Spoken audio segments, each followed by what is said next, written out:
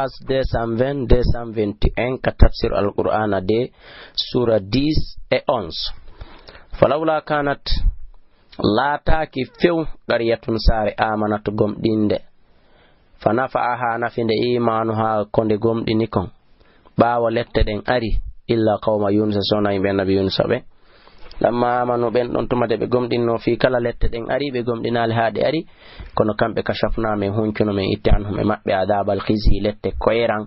fil hayati dunya ka gurdan aduna mattanahum men dakmitiɓe kadi min wurni ɓe ila hinin ha e layyal haray noon laawol ngol ɓe rewnogol ha ɗe lette iwi kamɓe ɓaawa ɓe gomɗini lette ɗen iwi no woodi laawol ngol ɓe rewi no woodi inɗe Allah ɗe ɓe tororno e muɗum. kono noon on nodday ka numéro téléphone ji ma yiltoɗen ka tafsir al-Qur'an arano numéro téléphone ji ɗin 631 60 5309 même numéro sotel gi Orange Selcom. walaw sha'a rabbuka si jomi mano yiɗuno la amana gomɗinayno mon fil ardi ɓe wonɓe kaledi kullum ɓe fop jami'an ɓe dendagal kono haray Allah force o dolu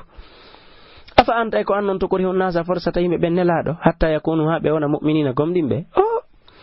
wama kana li nafsin hana na wonki wan tu'minande ki gomɗinta illa bi idhnillahi so nay ɗum ay Allah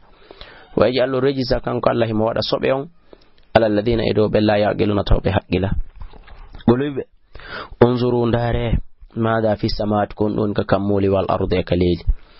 wama tughni nafata dunki al ayatu ayaje ɗen wan nuduru e wajoɗi jiɗin an qawmin ga yimɓe la yu'minuna taw ɓe gomɗina fali yanzuruna tawsi ɓe no habbiti illa mithla ayyami alladina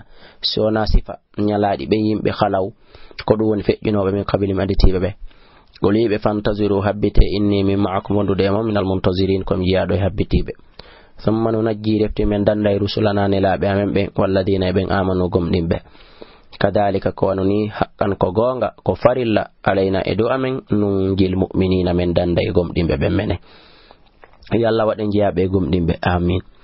qul ya ayuhan nas kono yimɓe in kuntum salatike fi shakkin hiɗo e nder sikkitare min dinin immorde dina an kan fala abudu min do mi rewata Allah dina ɗin sanamuji ta abuduna ɗi rewaton min dunillahi ko hewta Allah walakin skoni abdullah min mi rewa e Allah alladi o yatawaffakum warowo ko umirtum yamirama an akuna ne mi latoto minal mu'minin jeyaɗo e gomɗinɓe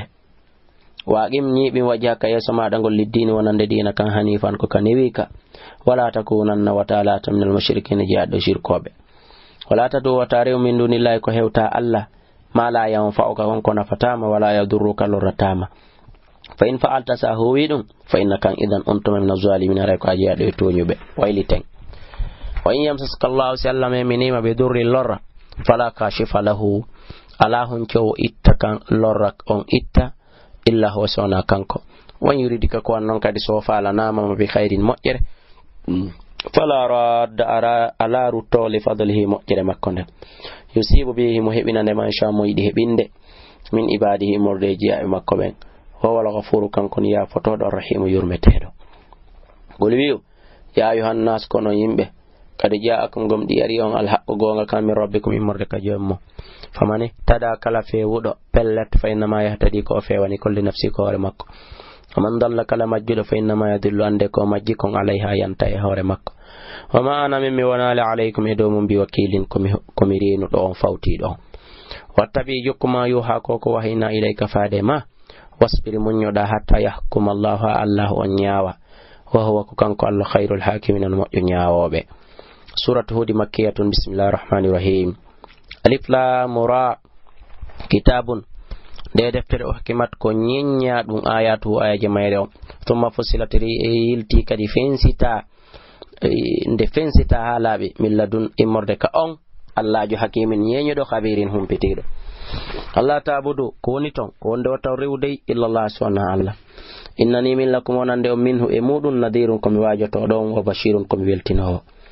e kadi wanis kon istaghfiru insini rabbakum ka jomi man thumma tubu ilayhi refti tubu rutto don ka makko yumattiukum o dakmita yo mata dakmitande hasanan labande ila ajalin ha ila jal musamman wi angal wa yu'ti o ka kullu dhi fadlin kala jom bural fadlahu bural muwakkongal wa inta Allah son hukkiti fa inni min akhafu alaykum harami do hulani on dey adaba yawmin lette aro yayde e nyalande kabirin mawnude ila Allah ko faade kala marji'ukum woni ruttorde monde وهو كانكو الله على كل شيء دو كلا هون قدير كو واودو ala faame innahum no ɓe yasmuna hiɓe suuɗude hiɓe takkude suduram ɓerɗe maɓɓe ɗen liyastakhfu yoɓe suuɗo min immorde makko kanko Allah ala faame hina yastaghshuna tumande ɓe suddoto thiyabam conci maɓɓe ɗi ko ɓe huwata kon leyto ya'lam kanko Allah mande ma sirruna ko ɓe suɗata kon wa ma yu'linuna ko ɓe feññinta kon innahu no kanko Allah alimun ko anduɗo bi dhati suduri gundoji ɓerɗe aya sakkitoro on ɗo kadi hino mari sababu nuzul kono wiiden ɗo o darsugo ko fi amen mene wonɓe ekkitade ɓen kala humpaɗo qissaji ɗin e sababu nuzulji ɗin o yiltoto ko tafsir alqur'ana arano ma o nodda ka numéro téléphone ji 657 60 53 09 même numéro sottelgi orange